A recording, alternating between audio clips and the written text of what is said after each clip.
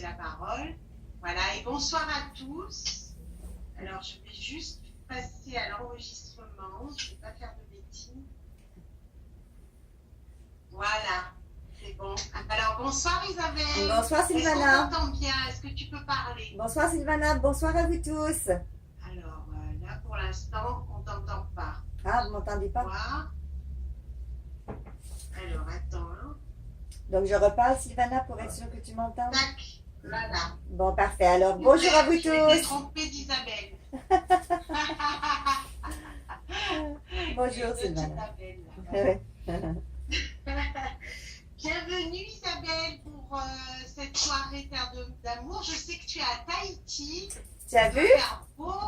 Nous ici on a froid et toi tu es au soleil. Oui, oui, absolument. Il fait même trop chaud pour une belle Canadienne comme moi. Ça doit changer du Canada. C'est sûr que c'est 40 degrés de différence. C'est un beau choc thermique. Mais c'est parfait. C'est génial. Ouais. C'est génial. Donc tu vas rester quelque temps là-bas pour le Oui, travail. exactement. Je donne des formations d'Oravision en ce moment sur le territoire. D'ailleurs, je ne sais pas si tu vois en arrière, c'est le drapeau tahitien que je ne connaissais pas du tout. Donc, il est beau, hein? Donc, pour plusieurs personnes qui ne connaissaient peut-être pas le drapeau tahitien, ils ont la chance de le voir. Et puis, j'ai des magnifiques colliers faits de coquillages locaux. Tu sais, c'est la tradition ici de donner un collier de fleurs à l'entrée et un collier de coquillage à la sortie. Donc, c'est magnifique. Oui, c'est des très belles traditions. On est très contents qu'ils continuent à les avoir. Ça donne envie d'aller là-bas. Oui, oui, alors moi j'invite toutes les personnes qui nous écoutent. Tu sais, il y a des très très bons réseaux de gens qui sont en développement personnel et en spiritualité sur le territoire à Tahiti. Les gens sont très très ouverts, la majorité, aux énergies, aux guides. D'ailleurs, j'ai donné une conférence là-dessus il y a quelques jours ici et il y avait énormément de monde. Même on a refusé les gens puis ça n'arrêtait pas de rentrer à la porte. Donc les gens qui viennent d'ailleurs, qui ont le désir de venir ici, vous pouvez vous faire des très très bons réseaux et des super bons contacts aussi. Ah, c'est super. Bon, ben c'est bon à savoir. Oui. Donc, après, là, chez toi, à Tahiti, actuellement, il est quelle heure? Il est 9h30 le matin. Ah, c'est fou. Oui, ça fait vraiment un gros décalage. Il y a un sacré décalage. Hein. Oui, il y a un gros Oui, décalage. c'est complètement fou. Alors, ce soir, tu vas nous parler des guides. Tu vas nous parler aussi un peu du travail que tu fais, parce que tu es quand même maître en hypnose et puis tu enseignes l'hypnose depuis longtemps, mais pas. Donc tu vas nous expliquer un petit peu tout ça. Je vais te laisser la parole et je vous souhaite à tous une bonne soirée. À tout à l'heure. Merci beaucoup, Sylvana. Alors, bonjour à vous tous. Sentez-vous à l'aise aussi de m'écrire des petits messages au fur et à mesure que vous avez des commentaires ou des questions. Comme ça, je pourrais vous répondre aussi au fur et à mesure de ce que vous dites.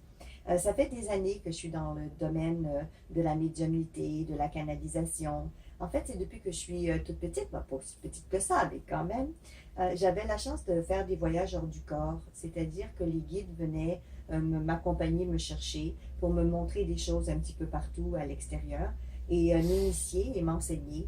Donc, j'ai appris très, très jeune à canaliser et puis à être en contact avec eux. C'est pour ça d'ailleurs que je suis très heureuse d'être avec vous aujourd'hui. Il y a tellement, tellement de questions sur les guides. Je suis sûre que vous en avez plein. Et dans les questions qui reviennent le plus souvent, c'est qui sont ces guides-là? Et pas juste qui sont ces guides-là. Tiens, je reconnais les petits visages. Coucou! Les gens aussi du Québec, des gens de chez nous. Donc, les guides, il y en a plusieurs sortes. Et il y a des guides de différents niveaux énergétiques aussi.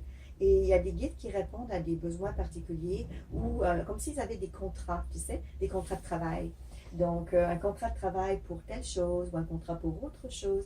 Et plusieurs d'entre eux ont des spécialisations. Donc, quand on parle de contacter les guides, ben, il faut aussi savoir qu'est-ce qu'on cherche, en fait. Quel type de guide on veut se connecter. Et il n'y a pas que les guides auxquels on peut se connecter ou bien qui se connectent à nous, mais il y a toutes sortes d'entités aidantes, mais pas nécessairement toujours aidantes non plus. Malheureusement, ça existe, des énergies très négatives. Des fois, il y en a dans les personnes qu'on côtoie. Donc, de l'autre côté, c'est sûr qu'il y en a aussi. Malheureusement ou heureusement, des fois, c'est grâce à la nuit qu'on reconnaît la lumière et vice-versa. Donc, on a souvent besoin des deux polarités. Mais ces guides-là, qui sont là avec nous depuis, en fait, l'humanité, depuis le début des temps, et là, on parle de guide. Guide veut dire qu'il nous accompagne et qui nous guide, qui nous montre comme un chemin.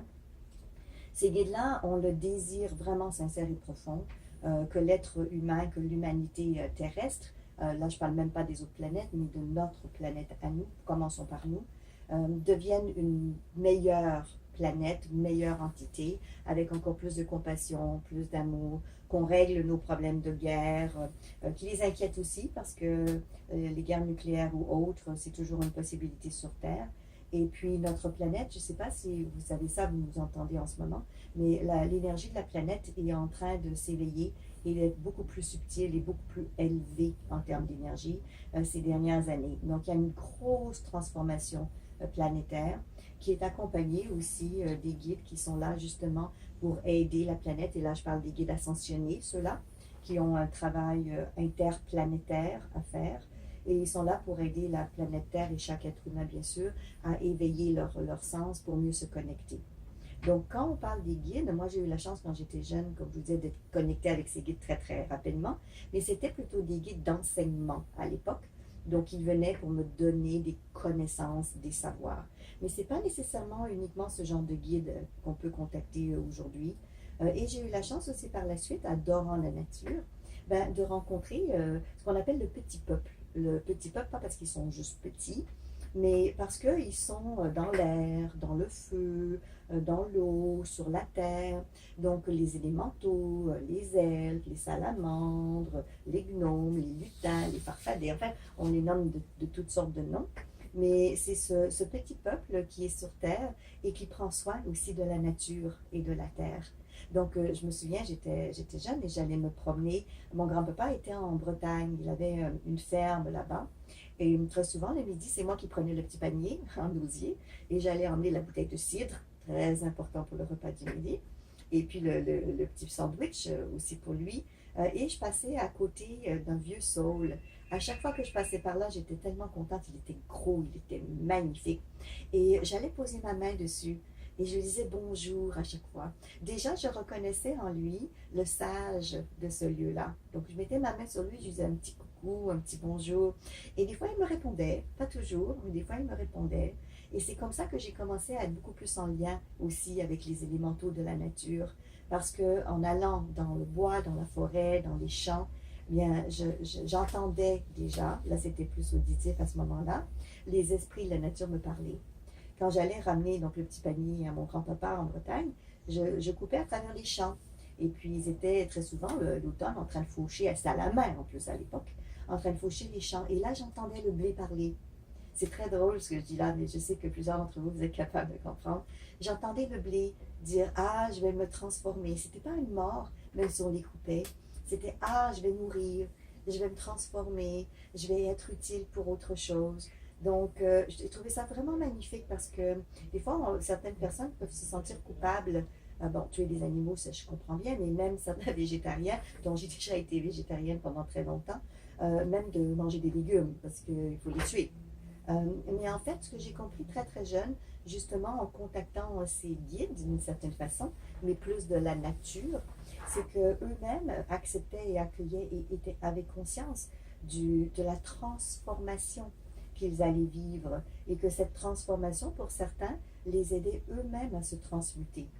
Si je reviens à ce blé, parce qu'encore une fois, ça a l'air un petit peu bizarre de parler de ça, mais un jour, le blé m'a raconté ceci, le secret du blé de Bretagne. Alors, il m'a dit qu'il allait se transformer et en plus, qu'il allait, à l'intérieur de nous, faire en sorte de développer en nous une connaissance, la connaissance que lui avait, et qui était la connaissance de se regrouper entre amis. Donc, pour moi, ce que j'ai appris à ce moment-là, c'est que chaque élément, donc aussi chaque légume, ou chaque plante, ou chaque fleur, ou chaque minéraux, et chaque être humain dans le même sens, a une raison d'être, comme une mission particulière. C'est comme un grain de sable, ça, aussi. Chaque petite pierre, et lui, ce grain de blé auquel j'ai contacté à ce moment-là, bien, il me disait que lui, son rôle, quand il se transformerait en pain ou en farine, ou quand il irait à l'intérieur d'un être humain, c'est pour aider cet être humain-là à se connecter à d'autres personnes, pour apprendre à créer ces liens et ces réseaux. Moi, je trouve ça absolument magnifique de réaliser que quand on absorbe un aliment, ou quand on prend une pierre, ou quand on touche une plante, bien qu'elle nous passe de l'information. Tu sais, je raconte ça parce que des fois, les gens pensent que le contact avec les guides, c'est que à travers la médiumnité, ou c'est que à travers une ascension, et c'est que des guides de lumière. Mais on oublie que la connexion, en fait, à ce contact privilégié qu'on a, c'est pas uniquement avec des êtres en dehors de la planète, mais c'est aussi avec des êtres vivants qui sont là avec nous, mais qu'on ne pense pas à contacter, comme les plantes qui sont chez nous, à la maison, et qui ont beaucoup de choses aussi à nous raconter. Elles ne sont pas là pour rien, ces plantes-là. On les a choisies, ou elles ont été en données en cadeau, ou pour toutes sortes de raisons. Et on oublie que peut-être c'est elles aussi qui nous ont choisis. Je me souviens d'une fois, j'allais dans un magasin, je n'allais pas du tout pour acheter une plante, et tout d'un coup, j'ai entendu un appel. Prends-moi. Emmène-moi chez toi. Et ça a été la même chose avec la chatte que j'ai en ce moment qui s'appelle Dani. Quand je suis allée à la Société des animaux pour aller chercher un chat, ben, elle m'a miaulé continuellement. C'est elle qui miaulait le plus de tous les chats. Et elle grimpait.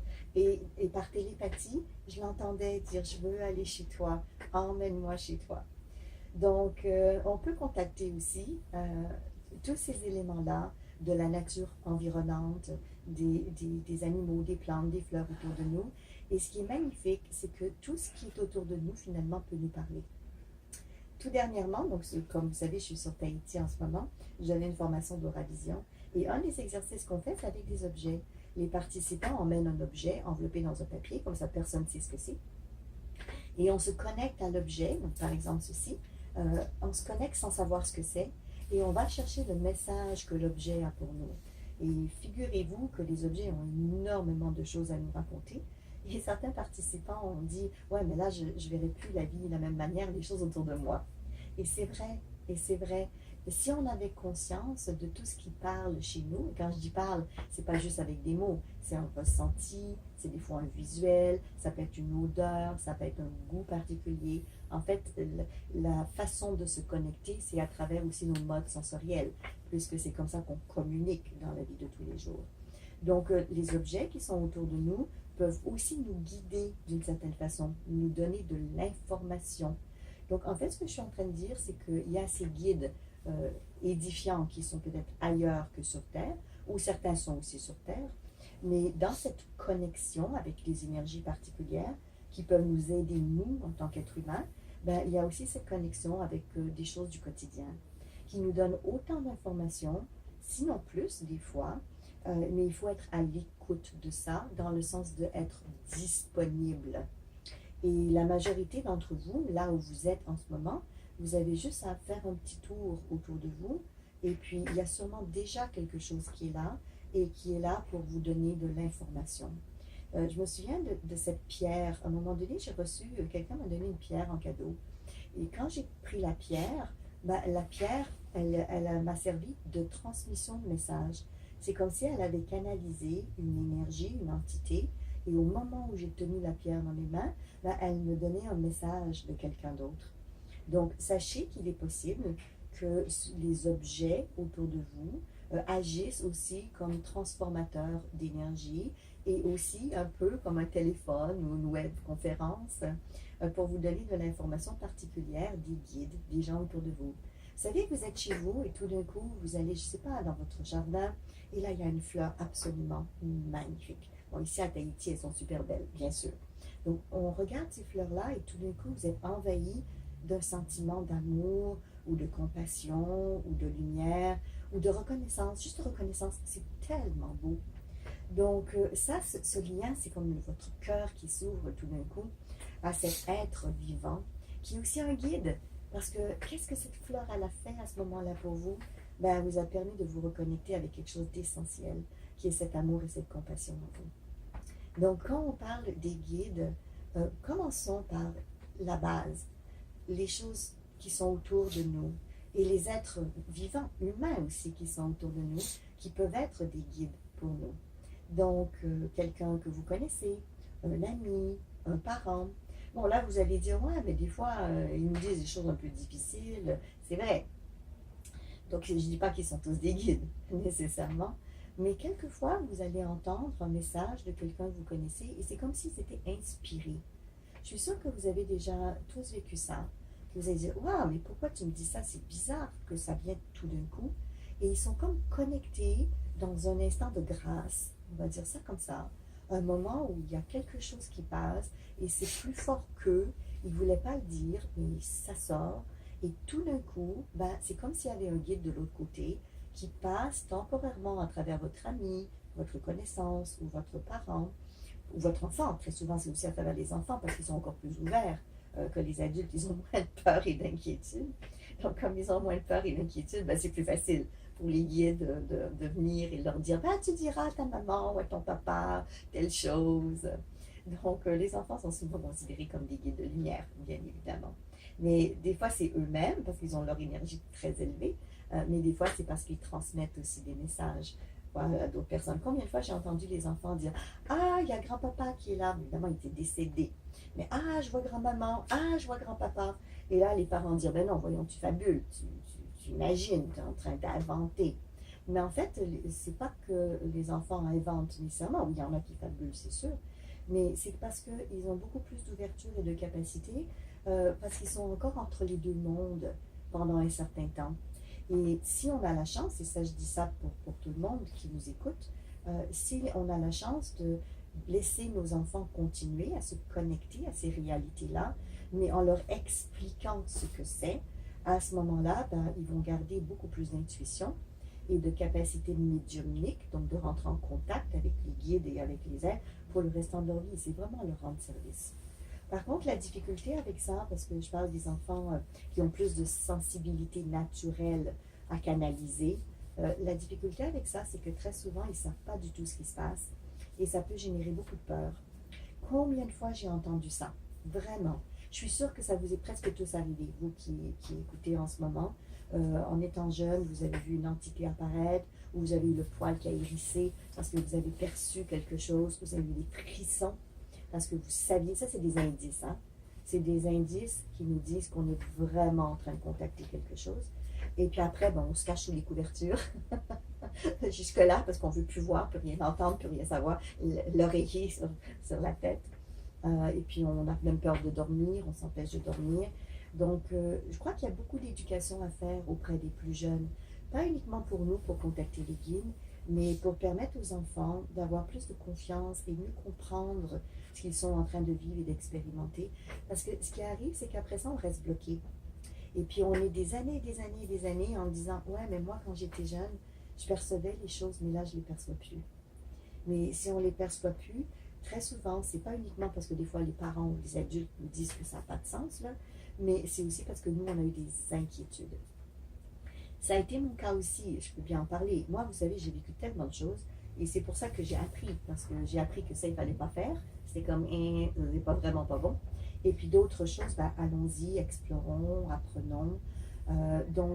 Savoir faire la distinction, je dirais, entre des entités ou des forces constructives ou négatives, c'est quand même très important aussi pour les jeunes enfants, parce qu'ils sont des fois comme des éponges. Et ils ne savent pas trop ce qu'ils perçoivent, mais ils perçoivent des choses. Donc, disons qu'en ce moment, on ne serait que des enfants. Retournons dans notre enfant intérieur.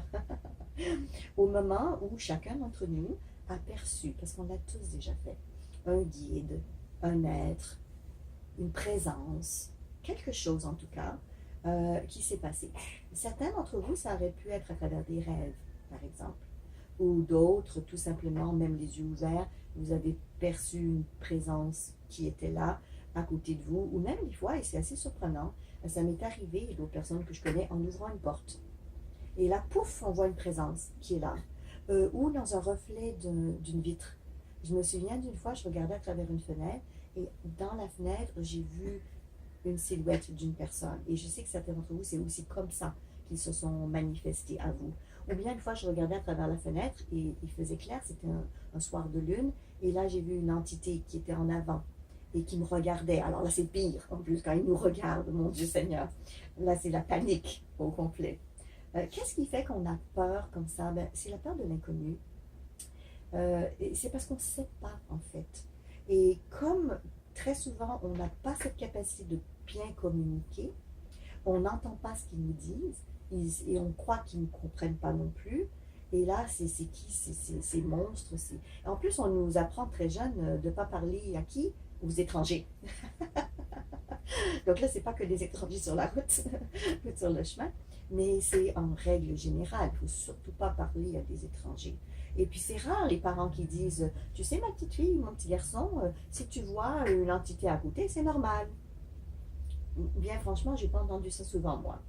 Dans ma vie à moi, même si mes parents ont été très, très, très ouverts. Et c'est grâce à eux, d'ailleurs, que j'ai eu des contacts avec certaines entités, parce que ma maman faisait aussi de la médiumnité. Mais en tant que parent, c'est très rare qu'on va dire à nos enfants, c'est normal, ah, tu dois voir quelque chose en ce moment, je vois dans ton regard. Et qu'est-ce que tu contactes en ce moment? Explique-moi un petit peu ce qu'ils sont en train de dire. Bon. Donc, mais ça serait peut-être bien qu'on commence une communauté de parents qui commencent à poser des questions un petit peu à leurs enfants sur ce qu'ils perçoivent. Surtout, je dirais, les enfants en bas de 5 ou 6 ans, c'est beaucoup plus facile pour eux. Et même des fois, je sais que ça vous est arrivé, des fois, les enfants vont nous raconter des vies passées qu'ils ont vécues. Tu sais, maman, avant d'être dans ton ventre, j'étais de l'autre côté avec un tel, et je faisais ceci, cela. Et puis nous, ben, on prend ça comme une belle histoire. C'est du fantasme, c'est de l'illusion. Mais très souvent, ils sont vraiment en contact avec d'autres mondes et d'autres réalités. Et cette capacité, encore une fois, de médiumnité, donc de canalisation, ou d'être en contact avec d'autres mondes, ils l'ont gardé. Donc, éveillons ça en nous, en revenant encore une fois, nous, en tant qu'enfants, à un moment donné, vous avez vécu une de ces expériences-là. Donc, on revient tout le monde à ça. Dans cette expérience que vous avez vécue, peut-être. Tu as mis quelque chose sur le micro, on n'entend plus du tout. Ah, non, j'ai rien touché. Ah, comme si tu avais posé quelque chose. Ah, que j'ai pas touché, mais... Ah, ça revient. Ça revient. Okay. Alors, c'est les guides. C'est les guides, ils veulent être sûrs que tout le monde a bien compris. Pour le redire clairement cette fois-ci. Des fois, ils nous jouent des tours, ils sont vraiment coquins. Donc, en fait, l'idée, c'était de dire, quand on contacte quelque chose quand on est petit, on a toutes sortes d'émotions qu'on peut vivre. Donc, je ne sais pas, vous, qu'est-ce que c'était comme émotion, mais peut-être vous pouvez l'écrire aussi pour que je le vois. Mais les genres d'émotions, habituellement, qu'on perçoit dans ces moments-là, c'est de la peur. Ça, c'est fréquent. De l'inquiétude, de la peur. Quelquefois, ça peut être un amour inconditionnel. On est comme enveloppé dans un cocon lumineux. Mais je dirais que la majorité du temps, c'est plutôt des inquiétudes. Parce qu'on ne sait pas qu'est-ce qu'ils veulent, on ne sait pas ce qu'ils disent, on ne sait pas qui ils sont. Et puis, on n'a pas été préparé. Ça arrive tout d'un coup. Il n'y a personne qui nous a rien expliqué. On vit dans l'inconnu complet et total. Et c'est ça qui est plus inquiétant. Donc, à ce moment-là, à cette époque-là, quand vous étiez petit, si jamais cette énergie qui s'est manifestée à vous vous a généré une peur, ce qui a été mon cas très souvent, hein. Quand j'étais petite, je voyais des choses et j'étais dans la panique, dans la peur. Et la peur était à plusieurs niveaux dans mon cas, et j'imagine que ça a été peut-être le cas pour vous aussi. Une, c'est tout d'un coup que c'est une énergie négative. Et qu'est-ce qui va se passer? Ils vont me vouloir du mal, ou du mal aux gens autour de moi. Donc, mon inquiétude n'était pas de contacter des guides d'amour, mais plutôt de dire « Wow, mais j'ai pas de contrôle. C'est pas moi qui décide. Ces gens-là se sont invités eux-mêmes. J'ai jamais dit venez à la maison, tu vois. Donc, est-ce qu'on peut imaginer ça, que quelqu'un vienne dans ta chambre, parce que moi, il venait souvent aussi dans ma chambre, et des fois, ils s'assoyaient sur le bord de mon lit, et je les avais pas invités, puis je voulais pas qu'ils s'installent là. Et des fois même, et quelqu'un m'a raconté ça cette semaine, parce qu'il a vécu ça quand il était jeune, il y a même une entité qui a voulu s'allonger dans son lit avec lui. Donc, je lui ai dit, ça devait être une femme, ça.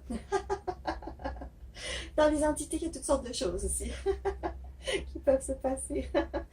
Donc, moi, il s'assoyait des fois au bord de mon lit, puis il me regardait. Je me dis, mon Dieu, donc ça me rendait la totale panique. Mais c'est parce que je ne réalisais pas qu'il y a des bonnes, des mauvaises entités, mais en plus, je ne savais pas les distinguer. Donc, je pense qu'une des choses qui serait à enseigner à nos enfants, et j'aimerais vous en parler, et dans cette vision que vous avez eue à l'époque, de refaire un petit peu cette vision-là, pour ne pas rester avec des émotions ou des sensations difficiles, de peur, de panique, d'inquiétude, quasiment d'angoisse, même que ça revienne. Moi, je me souviens, il y a des nuits, je ne voulais pas dormir. Je me disais tout d'un coup que cette nuit, ça revient, puis je ne saurais pas comment gérer, je ne saurais pas comment faire. Voici des trucs pour aider nos enfants, mais pour nous aider nous-mêmes, je dirais, et pour refaire cette situation qu'on a vécue dans l'enfance, qui est peut-être restée traumatisante pour certains d'entre vous. Donc, on va rentrer en contact avec cette énergie-là. Donc, la première chose qu'il faut savoir, c'est qu'il n'y a aucune énergie positive, évidemment, mais dite négative, qui peut nous affecter ou nous influencer, à moins que nous, on accepte. Maintenant, j'entends les auditeurs dire, oui, mais des fois, je n'ai pas accepté, mais ils étaient là. Oui, consciemment, des fois, on dit, j'ai peur, je ne veux pas, mais notre être intérieur, des fois, lui, il est ouvert. Il est prêt à expérimenter, que ce soit notre inconscient, parce qu'on n'est pas toujours conscient de tout dans la vie, et des fois, notre inconscient, il va faire des choses que notre conscient ne veut pas ou n'est pas prêt. Ensuite, notre être intérieur veut notre cheminement, notre développement. Donc, il arrive des fois que notre être intérieur va ouvrir une porte et un canal parce qu'il sait qu'on est prêt, parce qu'il sait que c'est le bon moment. Mais notre mental, lui, ben, il part dans des tracas, des inquiétudes, des questions. Donc, si vous avez contacté ou perçu certaines choses dans votre enfance, c'est parce que votre être intérieur, il était prêt, il était volontaire, il avait décidé de le faire et ça faisait partie d'une expérience que vous alliez à vivre. Ce n'était pas le but d'avoir peur, mais c'est la conséquence. Mais le but était plutôt d'aller chercher une information particulière. Le problème, c'est qu'une fois qu'on rentre dans des émotions fortes, comme la peur, l'inquiétude, ben là, le canal est complètement fermé, dans le sens qu'il n'y a aucune communication possible. Et c'est très rare qu'on va percevoir ou entendre quelque chose, parce qu'on est trop dans nos émotions. Donc, si on refait la scène, donc il y a, admettons, cette entité dans mon cas, qui est sur le rebord de mon lit. Et là, maintenant, c'est sûr que j'ai un petit peu d'inquiétude quand même, parce que la dernière fois, il y en avait. Mais maintenant, c'est des années plus tard, parce qu'on est en train de refaire cette expérience-là ensemble. Donc, ce n'est pas le petit garçon, la petite fille de l'époque, c'est nous aujourd'hui. Donc, nous aujourd'hui, on voit ce petit garçon, cette petite fille, en train de percevoir cette énergie ou cette entité. Première chose à dire à cet enfant-là, et c'est vous imaginez dans votre tête que vous êtes en train de le dire à votre petit vous de l'époque, à votre enfant de l'époque. Cette entité ne peut absolument rien faire de négatif. Je suis là pour te protéger. Et ensuite, on va appeler nos guides personnels, nos guides de lumière, pour être là aussi, pour superviser l'expérience. Donc, un petit peu comme des superviseurs qu'on aurait justement quand on apprend des choses, soit à l'école ou ailleurs, des gens qui sont là pour nous faire vivre des expériences, mais en même temps qui regardent ou qui nous donnent des petits trucs pour qu'on s'ajuste par rapport à ce qu'on est en train de faire. Donc, nos guides sont là pour nous appuyer, pour nous soutenir et nous donner des trucs. Alors, on les invite. Parfait. Après ça, on va demander à notre nous de l'époque de rentrer en contact télépathique avec cette énergie-là. Mais télépathique, entendons-nous, dans un premier temps, avec des cadres très précis. Le premier cadre étant que ce que je perçois, ce que je ressens, ce que j'entends, soit bon pour moi. Et que si c'est pas bon pour moi, je veux juste pas l'avoir. Ça, c'est une chose extrêmement importante dans la connexion avec les êtres non visibles, mais qui deviennent des fois visibles. C'est de ne pas prendre ce qui ne nous appartient pas et de ne pas tout entendre ou de ne pas tout prendre. Parce qu'eux sont libres et généreux. Ils ont peut-être le désir de raconter leur vie. Mais s'il n'y a pas d'intérêt des fois, c'est vrai, il n'y a pas d'intérêt des fois à tout savoir. En plus, des fois, ils viennent parce qu'ils savent que vous êtes capable de canaliser, même enfant, hein, et vous dites, ah, j'ai un message pour un tel. Ah, est-ce que tu irais chercher truc à tel endroit et l'amener à un tel? Donc, ils vous chargent de commission, dans le fond. Moi, j'appelle ça être le postier. Donc, ils vous donnent des lettres et puis ils veulent que vous les postiez partout. Mais ce n'est pas nécessaire, ce n'est pas votre métier, vous n'êtes pas obligé de faire ça. Et quand on est enfant, en plus, on ne sait pas, donc on prend. Donc, cette petite vous, dites-lui qu'il a le droit et la possibilité, et c'est même nécessaire, qu'il dise que ce que cette énergie a à lui dire, si c'est bon pour lui, qu'il prenne, mais si c'est pas bon pour lui, qu'il ne prenne pas. Donc, une des premières choses à enseigner aux enfants, c'est à dire non. Et à dire non aux entités ou aux énergies qui ne sont pas aidantes. Parce qu'on a le droit, et même l'obligation, j'aimerais dire, de ne pas prendre des choses qui ne sont pas bonnes pour nous. La deuxième chose, ça c'est mon cadre, la deuxième chose, c'est de dire à ce petit nous que cette entité-là, quand on va faire un échange, disons, télépathique, qu'elle aussi, elle peut prendre des choses et pas d'autres, parce qu'elle aussi, elle a le choix. Donc, je vais peut-être moi dire des choses à ce guide ou à cette entité ou à cette énergie, et elle peut prendre ou pas prendre, elle peut rester ou s'en aller. Donc, il faut comprendre qu'il est possible qu'en communiquant avec cette énergie-là, qu'elle aussi décide quelque chose qui lui appartient. Donc, nous sommes libres, nous sommes tous libres. Et en partant du principe que c'est bon pour moi et que c'est bon pour l'autre, parce que c'est bon aussi pour cette entité-là, maintenant, on va aller en mode télépathique. Donc, comment est-ce qu'on fait en mode télépathique? Pour développer davantage cette télépathie, il y a plein de techniques, mais je vous dirais, ce qui est le plus simple et le plus efficace, c'est d'y aller par image.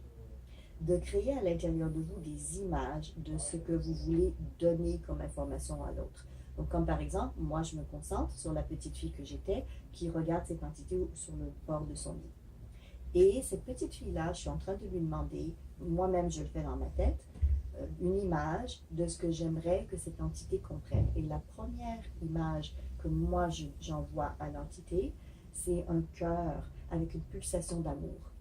Parce que je veux que cette entité-là comprenne que pour moi, ce qui compte, c'est être dans cet amour. Et si elle est dans cet amour, elle peut rester. Mais si elle n'est pas dans cet amour, elle doit s'en aller. Donc, j'ai ce cœur qui palpite, qui bouillonne, qui est en effervescence.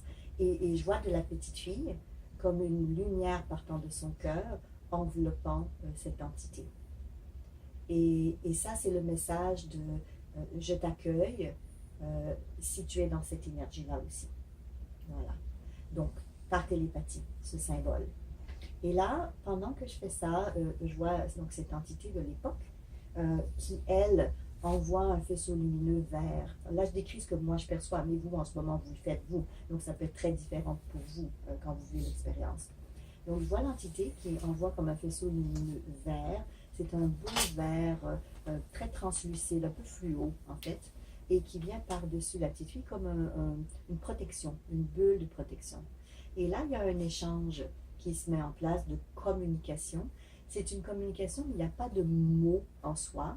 C'est une communication comme de cerveau à cerveau, d'énergie à d'énergie, de compréhension. Donc là, dans cette scène-là, je vois la petite fille qui est en train de recevoir de l'information. Et puis, c'est une information qui, en dedans d'elle, a du sens. Elle comprend ce qui est en train de se passer, mais elle n'est pas capable de le décrire avec des mots. Mais c'est pas grave, elle le comprend, c'est ça qui compte. Donc, je vous invite à faire de même, si vous ne le faites pas déjà en ce moment, avec cette expérience que vous avez vécue à l'époque, juste rentrer en contact par télépathie de la manière qui convient le mieux, et que cette énergie, si elle n'est pas aidante pour vous, ceci étant dit, elle est peut-être positive pour vous, mais elle n'est peut-être pas aidante dans le moment. Donc, si vous dites que ce soit bon pour moi et que l'entité part, c'est pas parce que c'est une entité négative, nécessairement. C'est juste que le message n'était peut-être pas le meilleur message pour vous en ce moment. En ce moment. Vous savez, votre meilleur ami au monde, physiquement, peut vous appeler, mais si vous êtes occupé, vous dites que vous allez l'appeler plus tard. Mais ce n'est pas parce qu'il part qu'il n'est pas un ami. Vous comprenez? C'est juste que ce n'est pas le temps. Ce n'est pas le bon moment, vous n'êtes pas prêt, vous n'êtes pas disponible, ou pour toutes sortes de raisons. Donc, quand on demande aux entités que ce soit bon pour nous, et on leur dit, quittez si ce n'est pas constructif pour moi, il faut comprendre que ce n'est pas nécessairement parce que c'est une entité démoniaque, on s'entend là-dessus. C'est juste que des fois, ils veulent nous raconter toutes sortes de choses, et puis vous avez un ami à la maison, il est déjà minuit, vous avez déjà bu un petit verre de vin, puis il continue, et vous dites non, je travaille demain matin à 7 heures, il ne faudra pas que ça aille jusqu'à 3 heures. Donc des fois, oui, ils ont envie de continuer à vous parler, parce qu'ils sont contents de vous voir, ils sont contents d'être avec vous. Mais à un moment donné, il faut que ça cesse, parce qu'il faut dormir aussi. Moi, j'aime bien rire de ça, vous savez, puis inviter plutôt les guides à venir le jour, dans les moments où vous êtes disponible. Bon, ceci étant dit, il faut créer des moments disponibles. Pourquoi ils viennent très souvent le soir ou la nuit? ben, c'est parce que vous n'êtes pas préoccupé par toutes les choses. C'est pas parce que c'est des entités de la noirceur, mais c'est tout simplement parce que c'est des moments plus calmes. Votre cerveau n'est pas pris par 10 millions d'activités. À la maison, autour de vous, c'est tranquille. L'énergie est apaisée. Vous savez, le soir, hein, on entend plus ou moins de bruit, c'est beaucoup plus calme. Mais c'est pour ça qu'ils choisissent ces moments-là. Encore une fois, ce n'est pas nécessairement parce qu'ils ne peuvent pas se manifester de jour. Il y en a plein d'entre vous qui voient des énergies ou des entités le jour, en plein jour. Donc, c'est possible de le voir en plein jour. Mais très souvent, surtout quand on est enfant, très souvent, ça va se manifester le soir. Parce que tout le monde est tranquille, ou tout le monde est endormi, ou tout le monde est à la veille d'être endormi. Et ce sont des moments privilégiés. Maintenant, il m'est arrivé, moi, une fois quand j'étais jeune, et peut-être que ça vous est arrivé vous aussi, là, d'avoir une entité carrément négative. Et comment je l'ai su, parce que ça fait partie des questions, comment on le sait, ben, parce que je me suis sentie même physiquement mal. La peur, c'est une chose. La peur, c'est viscéral. C'est une inquiétude très souvent parce qu'on ne sait pas, parce qu'on ne connaît pas. Mais il y a aussi une peur qui est une peur du danger. Donc, en tant qu'être humain, on a la chance, avec notre cerveau limbique, c'est à l'intérieur de nous, dans notre cerveau, cette capacité de percevoir des choses. Et si demain matin, on est en face d'un ours, ça peut arriver chez nous au Canada, qu'on fait des balades en forêt, ben là, c'est sûr que j'espère que je vais avoir assez peur pour agir en conséquence, pour me protéger. Donc, cette peur peut être une peur qui est une peur d'anticipation, mais basée sur des inquiétudes qui ne sont pas réelles. Mais il y a une peur qui est fondamentalement très importante, viscérale, et qui, elle, dit, ben, tu as comme intérêt à ne pas te mettre dans une situation dangereuse pour toi. Donc là, je ressentais plutôt ce genre de peur-là. Et j'ai dit, oh là là, ça, c'est pas très constructif là, comme énergie. Et dans des cas comme ça, j'ai demandé aux guides de lumière de venir prendre cette énergie et eux s'en occuper. Je vous dis ça parce que souvent, on ne sait pas quoi faire. Ben, moi, quand je vais dans des bars, j'y vais pas souvent, j'y allais à l'époque, mais j'y vais moins souvent aujourd'hui. Mais en arrière, au Canada, on appelle ça des bouncers. C'est des gens qui sont là à la porte et que quand les gens sont un peu trop sous, là, ben, ils les prennent et ils les font sortir. Ben, dans les guides, c'est pareil. Donc, vous n'êtes pas obligé, vous, de les prendre, de vous battre avec et puis de dire je m'en vais. Vous n'avez peut-être pas la carrure non plus pour faire ça, énergétique ou physique, mais vous pouvez très très bien demander à des guides, à des archanges. Certains d'entre vous, vous travaillez déjà avec des archanges, Michael par exemple, ou Gabriel, ou enfin peu importe, mais Michael est très très bon pour ce genre de choses. Et sachez qu'il n'est pas seul habituellement. Si vous appelez Michael, il vient avec une armée. Donc là, à plusieurs, il n'y a pas de risque que l'entité négative reste à côté de vous. Donc demandez au guide de faire le boulot, le travail. Vous savez, tout ce qui se passe dans l'énergie est dans l'énergie. Eux, ils vous appellent pour faire du travail sur Terre. Ben vous pouvez les appeler pour faire du travail en haut. Donc, chacun son métier et chacun son niveau de travail aussi. Donc, à ce moment-là, quand j'étais petite et quand j'ai perçu cette peur, mais qui était une peur de « oula, il y a un risque », j'ai demandé au guide de prendre cette énergie qui était négative et c'est là le truc, et je vous le donne parce que c'est vraiment important, c'est de demander à cette énergie d'aller dans la lumière. C'est-à-dire que des fois, on a peur et on dit « retourne dans l'enfer ». J'exagère un peu parce qu'il faut croire ou pas à l'enfer, ça dépend de vos croyances. Mais retourne dans l'espace négatif dans lequel tu es, ou retourne d'où tu viens. Mais si on dit à une entité de retourner d'où elle vient, elle n'a peut-être pas la possibilité d'avancer ou de cheminer. Donc, si elle vous a contacté, si elle est venue près de vous, Mère Teresa disait ça, elle disait, quand quelqu'un vous a contacté, ne laissez jamais repartir cette personne sans qu'elle soit transformée. C'est beau quand même. Hein? Ben, moi, pour les guides, je vois la même chose. Ne laissez jamais une entité ou un être qui vous rapproche sans qu'il ait la possibilité d'être transformé. Parce qu'il vous contacte, il y a une raison, même si lui-même, des fois, on n'a pas conscience. Donc, cet être qui est un petit peu, pas trop de bonne humeur, on va dire ça comme ça, quand les guides sont venus, j'ai demandé aux guides d'emmener cet être-là dans la lumière, de le transformer, de le libérer pour qu'il puisse enfin se connecter à d'autres réalités. Maintenant, vous allez dire, ouais, mais Isabelle, comment tu savais ça parce que tu es enfant? Ben, j'ai eu la chance, comme j'expliquais tout à l'heure, d'être initiée par des maîtres ascensionnés très jeunes. Donc, ils m'ont donné beaucoup d'explications parce que j'avais plein de questions.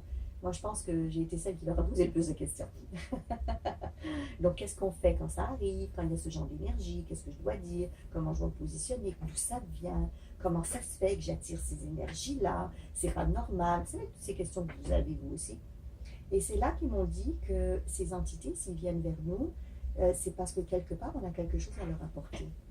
Donc, il ne faut pas prendre ça comme quelque chose de négatif, mais dire que peut-être qu'à l'intérieur de vous, vous avez cette capacité de les aider. Sinon, ils ne seraient pas venus. Donc, prenez ça en disant, ah, d'accord, donc les guides me demandent de faire un lien, une connexion. Donc, ils sont attirés vers moi, comme cette entité quand j'étais petite.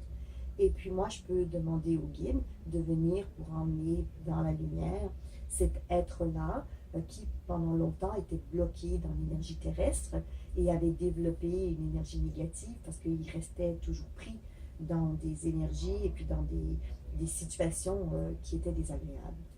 Donc, demandez aux guides, premièrement, de vous aider. Ne faites pas le boulot tout seul, le travail seul. Ils sont là pour ça. C'est leur métier, comme on dirait. C'est leur travail de vous aider à libérer ces énergies-là. Et ensuite, de demander à ce que toutes ces énergies-là se transmutent et puissent aller dans une situation beaucoup plus légère, plus lumineuse, pour revenir dans le un, dans l'unité, dans le divin, vous pouvez l'appeler comme vous voulez, mais dans cette lumière pure. Et puis peut-être que vous allez avoir cette possibilité de voir cette âme s'élever ou se transformer et aller ensuite réellement dans la lumière, ce qui arrive assez fréquemment dans ces moments-là. Donc quand on parle de contacter les guides, dans ce cas-ci, vous voyez, c'est qu'ils peuvent nous aider, ils peuvent travailler, ils peuvent même nous aider dans notre énergie. J'ai parlé au tout début de la conférence des guides spécifiques, qu'il y a des guides, des fois, qui ont des spécialisations, comme par exemple du travail énergétique ou de guérison. Vous avez sûrement entendu parler de plusieurs personnes sur la planète, au Brésil en particulier, il y en a quelques-uns, qui sont des êtres vivants, donc dans un corps, mais qui sont incorporés, donc c'est-à-dire qu'il y a des êtres de lumière, des médecins du ciel, c'est comme ça qu'on appelle ça, qui viennent à travers eux pour faire des soins, comme des guérisseurs philippins ou autres. Donc, ces guides qui, eux, ont une spécialisation, comme dans ce cas-ci, c'est une spécialisation presque médicale, chirurgicale, peuvent être autour de nous pour faire en sorte que nos mains vont faire le geste, le bon geste, ou que dans notre énergie, on sache exactement quoi faire de manière très intuitive. Et c'est eux qui font à travers nous.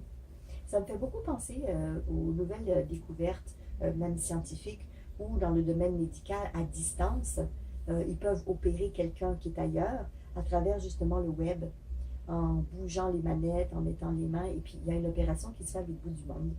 C'est qu'aujourd'hui, la technologie est rendue là. Mais de l'autre côté, c'est la même chose. C'est-à-dire, c'est comme si un guide, à distance, faisait à travers nous. Et que nous, on peut le faire, parce qu'on est dans le monde physique, encore une fois. Donc, s'il y a quelque chose de manifester physiquement, les guides doivent passer par nous, parce que nous, on est dans ce corps-là, et pas eux. Et c'est pour ça que je vous disais que tout ce qui est énergétique, demandez-leur à eux, parce que c'est eux qui sont là-bas et qui peuvent le faire. Donc, on a des spécialisations, des guides. Moi, je pense souvent aussi aux enfants, quand ils ont des évaluations ou des examens, des fois, ils sont très, très stressés. Pourquoi est-ce qu'ils ne se connecteraient pas juste avant? Je sais pas moi, un génie ayant vécu, qui est de l'autre côté quelque part, en disant « Ah, aujourd'hui, je vais être comme Einstein. » Et puis, pouf, les réponses vont mieux venir. En fait, comme je fais de la PNL et de l'hypnose depuis très longtemps, en PNL, on appelle ça le principe de modélisation. Donc, c'est comme si on emmenait vers nous la façon de faire, les processus, les stratégies, les croyances, les valeurs de cette entité-là. Mais énergétiquement parlant, effectivement, c'est comme on l'attire. C'est comme on se connecte pendant un certain temps à l'être qui a déjà vécu ou à l'être qui est là-bas pour qu'effectivement, il puisse, là où il est, nous inspirer. Là, on parle d'inspiration. Donc, il y a plein de guides de l'autre côté qui ne sont pas que des guides, qui sont des êtres avec des spécialités, avec des connaissances particulières. Des fois, c'est des anges gardiens, mais des fois, c'est des êtres spirituels, des fois, c'est des sages, des vieux sages, des grands spécialistes, on peut appeler ça comme on veut, des grands musiciens. Donc, si je veux apprendre la musique, pourquoi je ne me connecterais pas à un de ces êtres qui, de son vivant sur Terre, avait cette capacité à développer encore plus la musique. Donc, on peut se connecter et demander aussi d'avoir, par principe de modélisation, un de ces êtres-là qui, par télépathie, par exemple, ça peut être autre chose, mais par télépathie, par exemple, nous inspire. Maintenant, comment est-ce qu'il nous inspire? Bon, c'est sûr que si vous êtes médium voulant dire entre deux, donc, vous savez, la petite blague classique, c'est le steak médium saignant, là. Mais là, on n'ira pas là-dedans aujourd'hui, mais c'est de dire que, dans le fond, la médiumnité, c'est le lien, le médium, le milieu, entre le haut et nous sur Terre. Donc, on peut canaliser en médiumnité, c'est-à-dire en faisant le lien entre les deux. Et la médiumnité peut se faire de toutes sortes de manières. Ça peut être, la plupart du temps, c'est qu'on va entendre et on va dire les choses, mais ça peut être dans le ressenti, ça peut être dans des choses que l'on perçoit, que l'on voit. Donc, quand on appelle un de ces êtres-là, ben, il peut utiliser différentes façons de nous contacter. Bon, une des façons, c'est à travers des médiums. Bien sûr, vous pouvez prendre un rendez-vous chez un médium, et puis le médium va canaliser, ou vous pouvez développer votre médiumnité à travers Aura-Vision, entre autres. Il y a aussi plein d'autres façons de développer sa médiumnité. Mais des fois, ce n'est pas la méthode que les êtres vont utiliser. Des fois, ils vont utiliser des choses plus simples. Je parlais tout à l'heure peut-être des plantes, des fleurs, des choses autour de vous, dans votre environnement. Mais aussi, ça peut être un livre. Vous savez, tout d'un coup, il y a un livre qui tombe de votre bibliothèque. Bizarre, hein? Puis il s'ouvre à une page. Vraiment étrange, ça. Très étrange. Ou bien, des fois, vous allez attendre quelque part, et puis il y a des magazines qui traînent, et puis, tout d'un coup, il y a un titre. Et c'est comme une petite réponse à ce que vous aviez demandé. Ou bien, vous êtes assis dans le métro, et vous entendez quelqu'un qui parle à côté, et tout d'un coup, il dit quelque chose qui résonne avec quelque chose, alors que ça n'a pas rapport, il parle complètement d'autre chose. Ou bien vous entendez une musique, et puis rien que les paroles ou le son de la musique, ça vous touche, il y a quelque chose de particulier là-dedans. Donc les guides ont plein de façons, en fait, de nous connecter, de se connecter à nous, de nous donner des réponses, et tous les éléments de la vie. Qu'est-ce qui fait la différence, je dirais, c'est l'intention. Donc je vous explique. Si j'ai une intention de dire je veux une réponse, habituellement dans les 24 heures qui suivent, même des fois juste dans l'heure qui suit, le guide ou les guides vont utiliser des canaux multisensoriels pour vous donner de l'information. Donc l'idée, c'est de rester ouvert et disponible en disant ils peuvent se manifester de toutes sortes de manières. Ça peut être un oiseau qui passe, ça peut être un papillon qui vole vers nous, mais qui n'était pas là avant, puis il n'y a aucune raison, parce que c'est dans la maison. Ça arrive, ce genre de choses arrive. Ou bien vous avez perdu un objet depuis des mois, et tout d'un coup, vous le retrouvez, ce moment-là. Donc, de garder cette ouverture en disant, une fois que vous avez une intention de demande, dans les heures qui suivent, tout peut être une réponse. S'il y a une résonance qui se met en place, et juste être attentif aux signes que l'univers peut vous donner pour vous répondre. Et des fois, on a le message, mais on ne sait pas qu'on l'a, parce qu'on n'a juste pas porté attention. Souvenez-vous que le message, habituellement, arrive dans nos modes sensoriels. Vous pouvez voir quelque chose, entendre quelque chose, ressentir quelque chose. Il peut avoir une odeur particulière, une odeur de brûlé ou de rose. Beaucoup de guides utilisent des odeurs pour qu'on sache qu'ils sont présents. C'est comme leur façon de nous dire, ben voilà, c'est moi, c'est mon parfum, c'est mon odeur, tu es capable de me reconnaître. Ou bien avoir un goût particulier, de sucré, de salé, peu importe. Donc, d'être attentif au mode sensoriel et pas uniquement à ce qui se passe en vous, mais aussi ce qui se passe à l'extérieur de vous pendant le temps que vous avez demandé le message. Sachez que la plupart du temps, les guides vont vous répondre.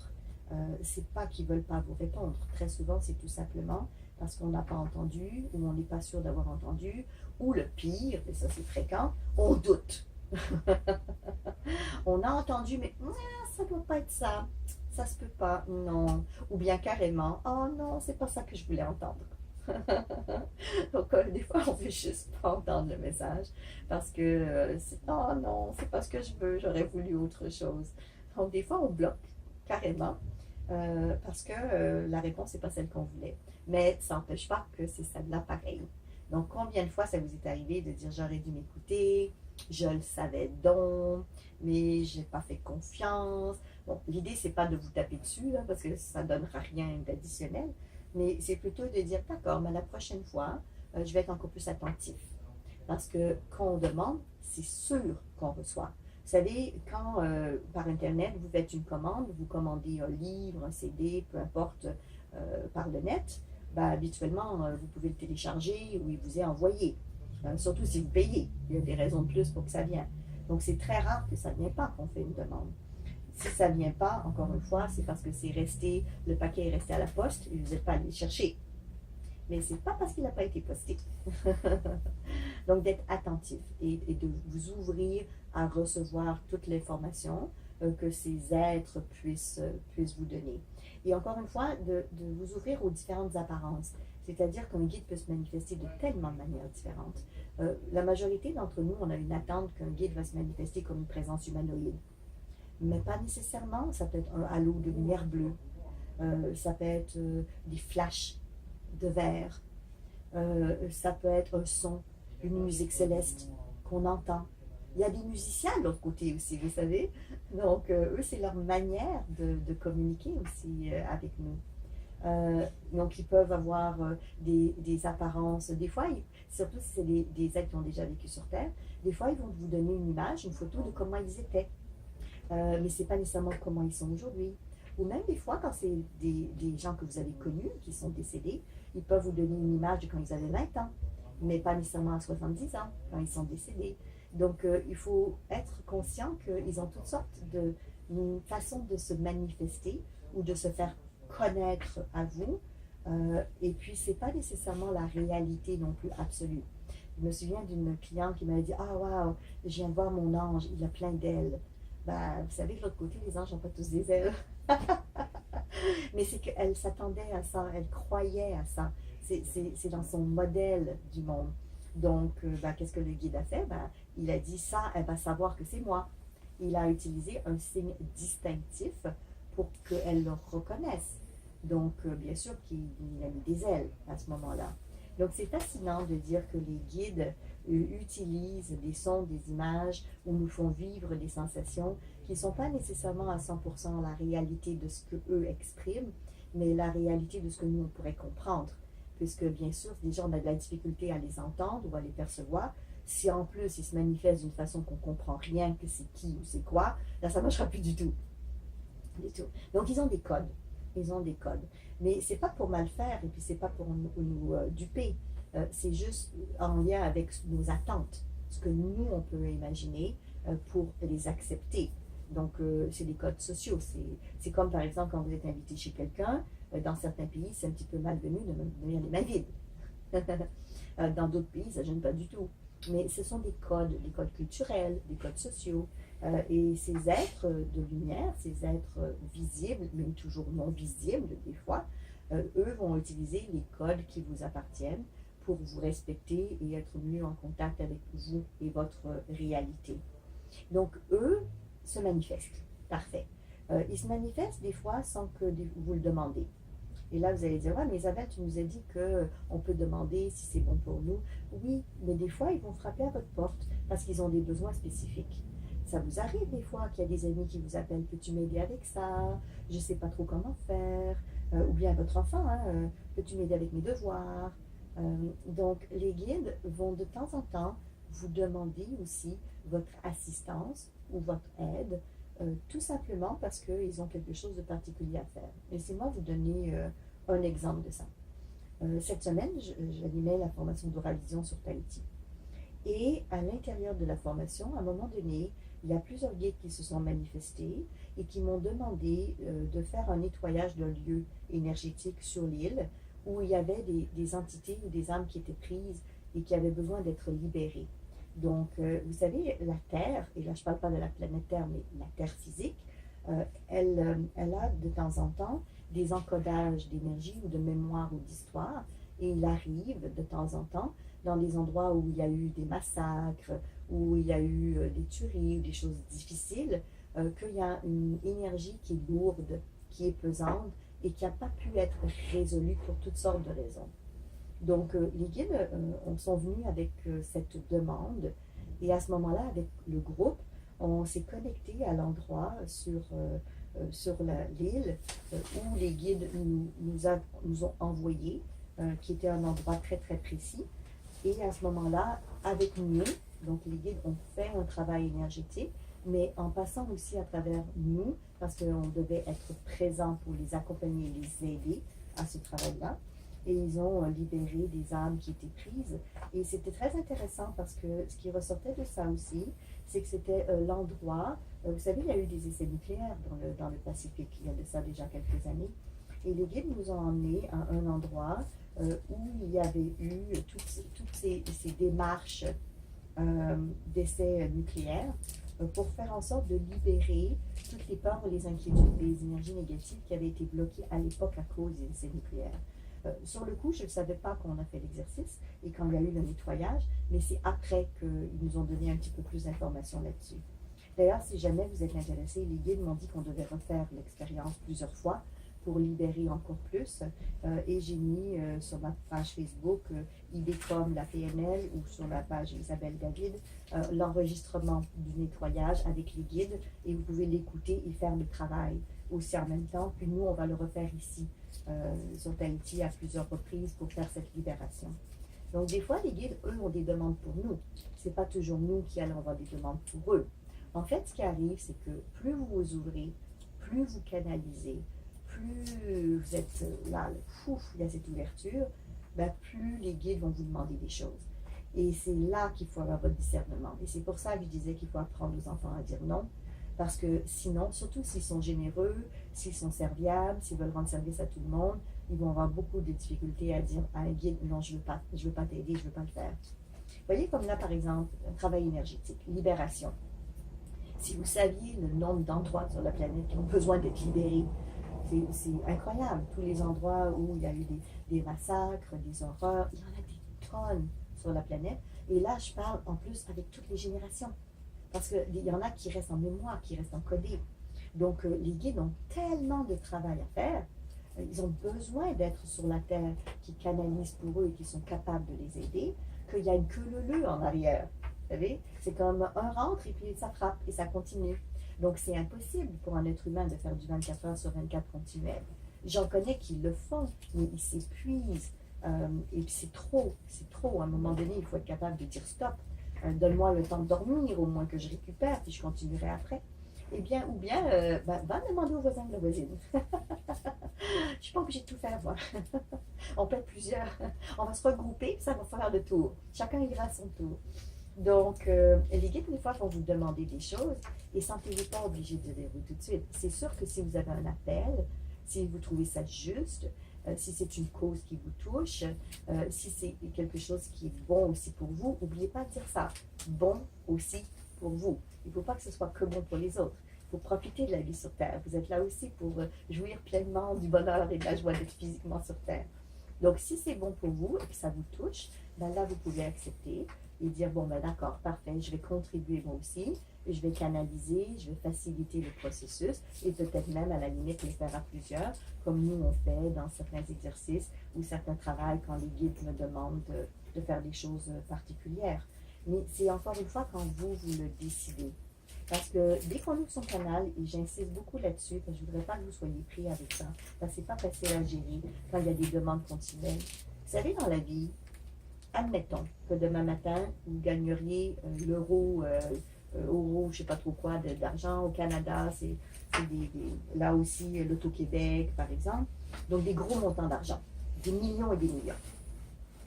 Une des peurs que les gens ont quand ils gagnent beaucoup d'argent, c'est de ne pas être capable de gérer la sollicitation. Qu'est-ce que je vais faire si mon voisin, ma voisine apprend que j'ai gagné? Parce qu'il va me demander, bon, là, tu as beaucoup d'argent, tu peux m'aider. Ou bien les copains, les amis, les frères, les voisins, les voisines. En fait, on connaît des gens qu'on ne connaissait pas avant. On a pas mal plus d'amis qu'on pensait qu'on avait. Et une des grandes difficultés, quand on est dans cette, par exemple, surabondance, parce qu'on vient de gagner au loto, c'est cette capacité de dire non, ou d'investir, ou de donner, mais que pour des causes. Ben, c'est un petit peu la même chose dans ce que j'espère vous expliquer. Les guides, c'est comme si vous avez gagné le gros lot quand vous êtes très connecté. Et puis, vous avez plein de demandes, mais vous ne pouvez pas répondre à tout. Sinon, à un moment donné, vous allez vous épuiser, vous n'aurez plus une scène, ce sera zéro. Vous savez? Donc, pour profiter pleinement de votre abondance ou de votre capacité à canaliser, ben, il faut aussi que vous soyez capable de faire en sorte que cet argent, par exemple, que vous l'investissez pour qu'elle donne des profits. Et après, investissez les profits, mais pas nécessairement votre capital. Donc, quand vous développez votre canalisation, ce que je veux dire par là, c'est allez pas au-delà de vos capacités.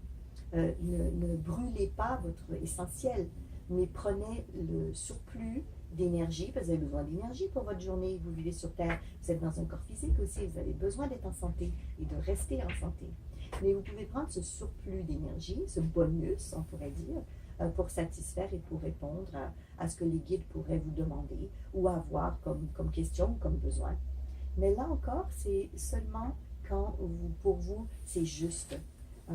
Et sachez aussi, et ça je l'ai appris et j'ai trouvé ça très très intéressant et ça m'a beaucoup aidé, que les guides demandent à plusieurs personnes en même temps la même chose, pour être sûr que quelqu'un va le faire. Je ne sais pas si vous faites ça, vous, des fois à la maison.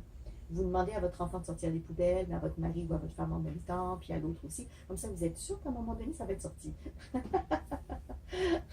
Donc, c'est assez fréquent que les guides vont en même temps demander à plusieurs personnes sur la planète qui ne se connaissent même pas. Moi, j'ai déjà vécu ça il y a quelques années. Les guides m'avaient demandé de faire un travail à l'île de Pâques. Et c'était pour le triangle polynésien, pour réactiver l'énergie, parce que c'est très important à ce moment-là. Et quand je suis arrivée sur une île de Polynésie, sur Arayatera, pour faire un travail énergétique, sur ce qu'on appelle les marae, donc les centres d'énergie où les anciens allaient pour faire des cérémonies. Lorsque je suis arrivée sur le lieu, il y avait un autre groupe qui était là, qui faisait un travail de géobiologie. Et eux ont eu le même appel que moi. Ouais. Et eux, ça faisait déjà presque un mois qu'ils étaient là. Ils ont préparé le terrain, en fait, pour que moi, j'arrive avec les gens avec lesquels j'étais connectée pour continuer le travail et le cheminement. Donc, on ne se connaissait pas, mais on s'est connus. Et on était appelés en même temps. Donc, ça arrive régulièrement, que quand il y a quelque chose d'important, que les guides demandent à plusieurs personnes. Donc, faites-vous-en pas si jamais vous dites non. Il va y avoir quelqu'un d'autre qui va prendre le relais à un moment donné. Quelqu'un qui est capable, qui a la capacité ou qui a le désir de le faire. Ou bien, si vous acceptez, comme dans mon cas, ben, soyez pas surpris que vous n'êtes pas seul. Il peut y avoir d'autres personnes aussi qui sont impliquées dans le processus. Et c'est bien comme ça. Ça amplifie encore plus son énergie. C'est encore plus intense. Et il y a plus de potentiel à ce moment-là. Parce que grâce à cet autre groupe qui faisait, eux, un autre travail à un autre niveau, ben, moi, ça a pu faciliter le travail que je faisais et aussi parce que j'étais connectée avec plein d'autres personnes sur la planète pour faire le processus ensemble. Donc, on a été encore plus fort parce qu'on était encore plus nombreux. C'était comme deux réseaux en même temps qui faisaient le travail. Donc, les groupes physiques peuvent être contactés par les guides et non pas que les individus. C'est ça que je veux dire. Et c'est bien que ce soit ainsi. Donc, les guides nous contactent déjà. Ça, il n'y a pas de question là-dessus. Mais c'est vrai que des fois, on n'est pas toujours au courant parce qu'on ne comprend pas toujours de quelle manière. Et c'est pour ça que je vous expliquais que pour les reconnaître, mais surtout reconnaître le message, il faut vraiment garder cette ouverture et à dire, tiens, il vient de se passer quelque chose qui est hors du commun. Mais pour ça, il faut être dans la conscience et non pas toujours endormi. Parce que vous savez, des fois sur Terre, on n'est pas toujours là. Hein? Moi, des fois, je me lève le matin et ça me prend 1 heure avant de me retrouver vraiment présente. Donc, des fois, c'est comme ça à la journée. Ça dépend des jours, en fait. Donc, gardez cette conscience et cette connexion et cet éveil. Et là, tiens, tout d'un coup, il vient de se passer quelque chose de bizarre. C'est pas comme ça d'habitude. Et là, prendre le temps de rentrer en contact avec ce qui vient de se passer et vous poser la question, quel est le message en arrière? Qu'est-ce que ça veut dire? Donc, vous avez le droit de poser des questions. Quelle est l'interprétation du code? Parce que des fois, c'est des codes. Qu'est-ce qui vient de se passer? Encore une fois, vous êtes en train de parler avec quelqu'un, puis tout d'un coup, pouf, il y a comme une image ou une idée qui vous traverse l'esprit, alors que vous pensez complètement à autre chose. Comment ça se fait? Ben, c'est peut-être un guide, c'est peut-être une influence, c'est peut-être quelqu'un qui vient de vous inspirer quelque chose. Donc, je vous invite à être encore plus à l'écoute des signes distinctifs, des choses différentes qui se passent pour vous, dans une journée ou qui vient, encore une fois, ça peut être un livre, un objet. Ça peut être, vous savez, des fois, on va visiter, on va au musée, et là, vous êtes inspiré par quelque chose que vous percevez, vous êtes en connexion. Mais ce n'est pas par hasard que c'est cette toile-là qui vous inspire cette journée-là. C'est parce qu'il y a un lien avec vous, il y a quelque chose de particulier. Donc, soyez sensible et allez vérifier qu'est-ce qui vous touche et pour quelle raison et c'est quoi le rapport avec vous dans votre vie de l'instant. Parce qu'il n'y a pas que les êtres visibles ou invisibles qui se manifestent à vous, mais il y a aussi votre être intérieur. On pourrait dire aussi votre guide intérieur. On l'appelle le Inner Master, le guide intérieur. Et ce guide intérieur qui est vous, en fait, mais vous dans cette conscience, lui aussi vous passe souvent des messages du genre « Arrête de manger du chocolat !» ou « Mange-en moins, en tout cas. Un petit morceau et pas la tablette. » Donc, ce guide-là, il se manifeste régulièrement dans nos vies parce qu'il sait qu'est-ce qui est bon pour nous, mais on ne l'écoute pas toujours. Donc, je vous dirais, avant de demander le contact avec les guides en haut, ben, peut-être que si on avait plus de contact avec notre guide intérieur, ça pourrait être aidant. Donc, les deux sont importants.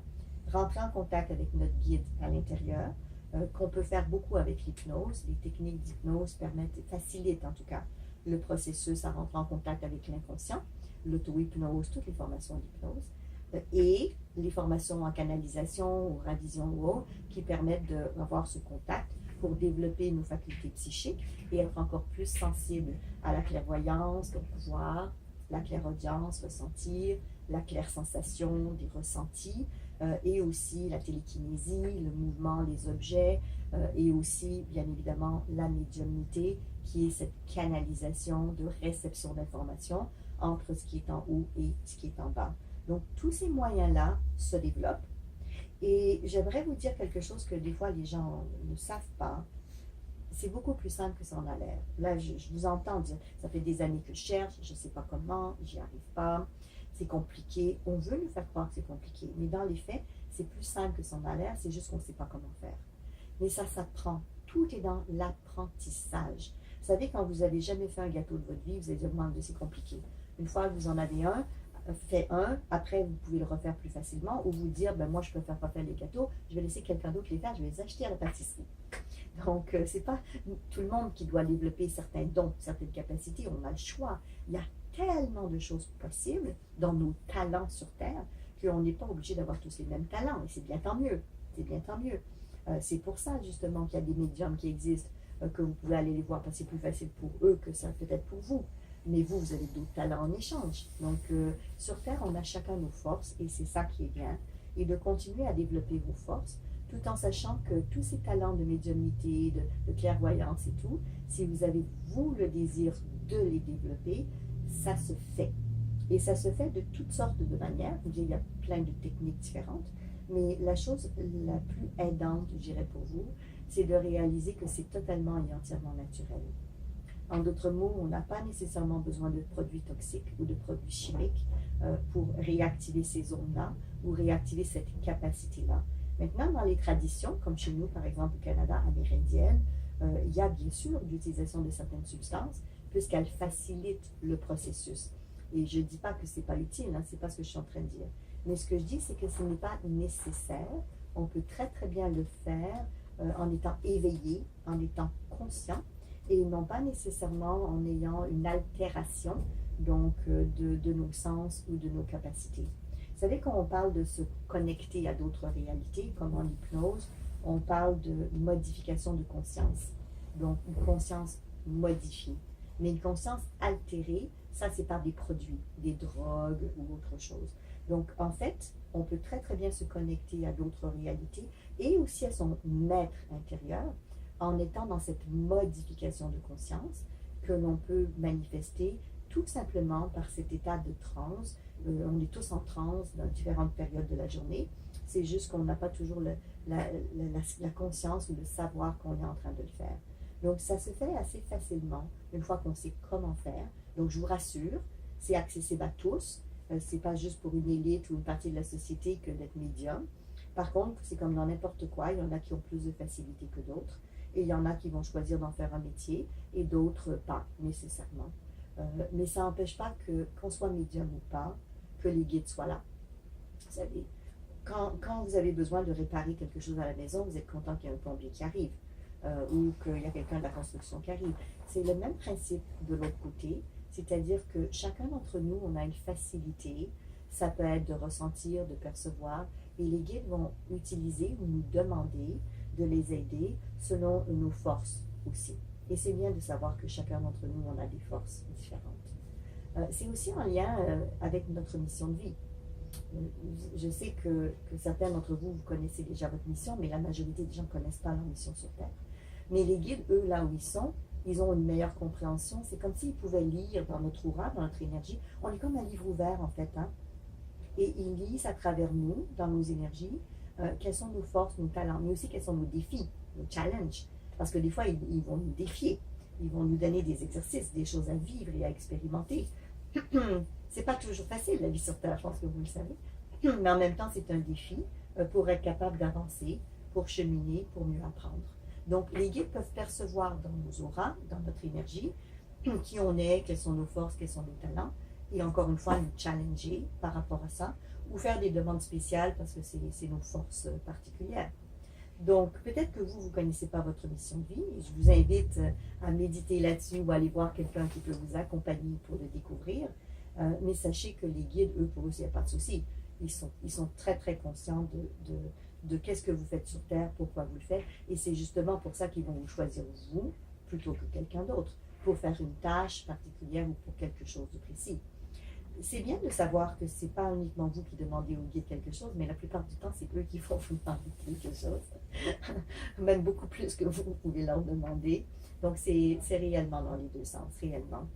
Donc, quand est-ce que vous avez, vous, le désir de demander des choses au guide? Je sais que très souvent, c'est quand on vit des choses difficiles. On a besoin de réponses. Est-ce que je dois faire ça ou est-ce que je dois faire ça? C'est rare que les guides vont répondre à ce genre de questions-là en passant, parce qu'ils sont très respectueux de notre libre arbitre. Mais ce qu'ils vont faire, c'est qu'ils vont nous aider à se connecter à nous-mêmes, à notre capacité de discernement, à notre façon de faire des choix et des choix qui sont meilleurs. Donc, quand vous entendez une réponse, par exemple, vous demandez la question, est-ce que je dois faire ci ou ça? Et vous entendez une réponse, fais ceci, c'est rarement un guide qui va vous répondre, mais c'est principalement votre être intérieur à ce moment-là qui va vous répondre. Le guide rarement vous dit quoi faire, mais il va vous aider à trouver, vous, vos solutions. C'est un peu comme l'approche coaching, en fait, qu'on apprend aujourd'hui. C'est poser des questions pour aider les gens à trouver eux-mêmes leurs propres forces et leurs propres solutions. Donc, les guides n'ont pas cette... c'est pas qu'ils n'ont pas la capacité de vous répondre, ils peuvent vous répondre, mais ils préfèrent que ça vienne de vous, puisque c'est vous qui devez apprendre à vous développer et à être autonome. Comme on fait avec les enfants, hein, des fois on va leur dire quoi faire, parce que c'est important, mais des fois on va développer en eux leur capacité de trouver eux-mêmes leurs propres solutions. Et c'est ce que les guides font. Ils sont en lien avec vous pour vous aider à vous développer, à vous connecter, à mieux vous comprendre. Et ça, c'est super bien de savoir qu'ils ne sont pas là uniquement pour vous dire quoi faire, sinon ce serait comme un parent de l'autre côté qui a la connaissance absolue. Et puis en vous et moi, il y en a combien d'entre vous qui écoutent vraiment leurs parents encore aujourd'hui? Peut-être pas tout le monde. Hein? Donc, c'est pas dans ce rôle-là qu'ils ont, mais plutôt un rôle de nous aider, encore une fois, à se développer et à nous avoir cette capacité de justesse de trouver nos réponses qui sont déjà à l'intérieur de nous. Voilà. Donc, je pense que il y a beaucoup de choses à dire. Je suis enthousiaste, j'ai encore plein de choses à vous raconter. Mais je trouve que ça fait le tour de pas mal de sujets importants, de dire que ces êtres qui sont des fois non visibles peuvent devenir visibles et que pour toutes sortes de raisons, on peut vivre des émotions de peur ou d'inquiétude, des fois justifiées, mais des fois non justifiées, justifiées uniquement par le fait qu'on ne sait pas ce que c'est. Et si on peut apprendre, comme par exemple à travers ce qu'on fait aujourd'hui, mais à travers aussi d'autres formations ou des lectures, qu'il y a toutes sortes de guides pour les reconnaître et travailler avec eux, on vivrait un petit peu moins dans la peur et un petit peu plus dans l'échange. Donc, merci à vous tous. Je ne sais pas si vous avez des questions particulières ou des choses. Vous pouvez me rejoindre, vous savez, si vous avez des questions, des choses que vous vouliez aller un petit peu plus loin. Donc, je suis sur Facebook, gênez-vous pas pour aller me rejoindre, ou sur mon site web www.lapnl.ca. Ça me fera plaisir de vous rejoindre. Merci à vous tous et à la prochaine. Est-ce que peut-être il y a des questions? On peut attendre, voir s'il y a quelques questions. C'est parfait. Ah, j'en vois une. Donc, on peut l'écrire. Alors, je vais donner la parole à Linda. Oui. Oui, bonjour Isabelle. Salut bonjour, Linda. Justement, hier, je ne sais pas ce qui s'est passé, j'étais même inquiète. Ma vue, c'est comme manifesté, puis j'ai dit à mon fils, je lui dis, on dirait que je vois de la vitre. Je vois de la vitre. Tu sais, là, ma vision est floue, puis je vois de la vitre. Assez que je me questionnais, est-ce que j'appelle l'oculiste, l'optométriste pour vérifier comme le rendez-vous. Puis là, tu arrives tantôt que tu dis des flashs de verre. C'est exactement ça que je vivais hier. J'avais l'impression que j'avais des flashs de verre tout autour de moi. Alors, donc, c'était un guide. Alors, la façon de le savoir, c'est si ça dure ou pas. Est-ce qu'aujourd'hui, ta vision est encore trouble? Non. Non.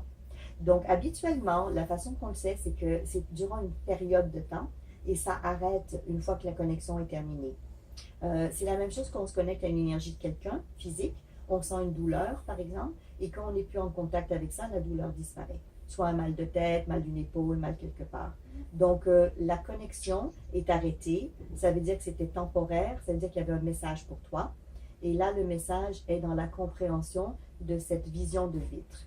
Donc là, et souvent, ils vont utiliser des symboles pour nous parler ou des métaphores. Donc là, c'est important que tu ailles vérifier à l'intérieur de toi. Pose-toi la question, tu peux te la poser maintenant. Qu'est-ce que ça représente pour toi, cette vision de vitre? Qu'est-ce que tu pourrais en comprendre de ça? On dirait que ça m'a comme dit prudence. Prudence, parfait. Maintenant, va plus loin. Prudence par rapport à quoi? À quel genre de situation ou à quel genre de personne? On dirait que ça dit voyage, on dirait que ça dit mon chum. Parfait. Donc, à ce moment-là, là maintenant, c'est sûr qu'il ne faut pas placer d'inquiétude ou de peur. Ils parlent de prudence, ils n'ont pas parlé d'accident, ils n'ont pas parlé de maladie, ils n'ont pas parlé, tu comprends? Parce que ça serait facile d'imaginer toutes sortes de choses et là, aller dans des zones vraiment d'inquiétude. Donc, prudence, parfait. Donc, prudence, voyage, copain, chum chez nous au Québec, hein? Amoureux, copain de vie. Donc là, tu pourras aller demander plus. Prudence par rapport à quoi exactement? C'est par rapport à lui que je dois être prudente? Est-ce que c'est lui qui doit être prudent à l'intérieur d'un voyage? Parce que là, il te manque d'informations. Et comme il te manque d'informations, ben, on pourrait imaginer ou fabuler des choses difficiles ou négatives. Donc, tu peux le demander pour que dans les prochaines heures, qu'il te donne plus d'informations sur prudent sur quoi? Tu sais, comme par exemple, ça peut être prudent sur comment je vais lui parler.